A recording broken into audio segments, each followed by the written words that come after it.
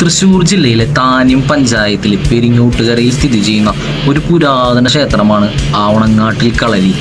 ഏകദേശം 5000 വർഷം പഴക്കമുള്ള തൃപ്രയാർ ശ്രീരാമസ്വാമി ക്ഷേത്രത്തിന്റെ താഴെ കണ്ട് പഴക്കം ആവണങ്ങാട് കളരിക്കുമുണ്ട്.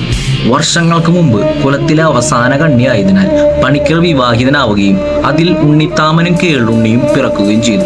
പിൽക്കാലത്ത് ഉത്തരവാദിത്തങ്ങൾ അവരെ ഏൽപ്പിച്ച് അദ്ദേഹം കാലധർമ്മത്തെ പ്രാപിച്ചു. പിന്നീട് ഉണ്ണിത്താമനും കേളുണ്ണിയും വിദ്യാഭ്യാസിക്കാനായി കുഞ്ചനല്ലൂർ ഭട്ടതിരിപ്പാടിന്റെ അടുക്കലെത്തുകയും വിദ്യാഭ്യാസം തുടങ്ങുകയും ചെയ്തു.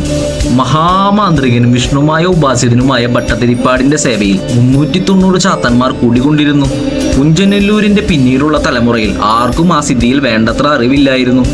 അതുകൊണ്ടില്ല നശിക്കാൻ തുടങ്ങി. അങ്ങനെ ഭട്ടതിരിപ്പാട് ഉണ്ണിത്താമനും കേളുണ്ണിക്കും എല്ലാ അറിവും അവരെ പഠിപ്പിച്ച ശേഷം അന്ന് ആവണങ്ങാടിലെ മൂർത്തിയായ ഗണപതിയെ കുഞ്ചനല്ലൂർക്ക് നൽകണമെന്ന് ഭട്ടതിരിപ്പാട് ആവശ്യപ്പെട്ടു. ഈ വ്യവസ്ഥയിൽ അവർ സമ്മതം മൂളുകയും ചെയ്തു. അങ്ങനെ ഭട്ടതിരിപ്പാടിന്റെ ഗ്രന്ഥങ്ങളും താളിയോലകളും അവിടെ വെച്ച് കൈമാറുകയായിരുന്നു. പിന്നീട് ആവണങ്ങാട് ഗണപതി കുഞ്ചനല്ലൂർ ഗണപതി ആവുകയും കുഞ്ചനല്ലൂരിലെ 390 ചാത്തന്മാർ ആവണങ്ങാട് ചാത്തന്മാരാവുകയും ചെയ്തു. അങ്ങനെ എല്ലാ തന്ത്രവിധികളും വിഷ്ണുമായെയും 390 ചാത്തന്മാരെയും ആവണങ്ങാടിൽ പ്രതിഷ്ഠിച്ചു. സൂര്യചന്ദ്രന്മാർ സ്ഥിതി ചെയ്യുന്ന കാലമെന്നും വിഷ്ണുമായ ചൈതന്യം ഈ തറവാട്ടിൽ ഉണ്ടായിരിക്കണം എന്ന കാരണത്താൽ പണിക്കരിൽ മൂത്തയാൾ സമാധിയാവുകയും തന്നെ ചാത്തന്മാരിൽ ഒരാളായി സമർപ്പിക്കുകയും ചെയ്തു.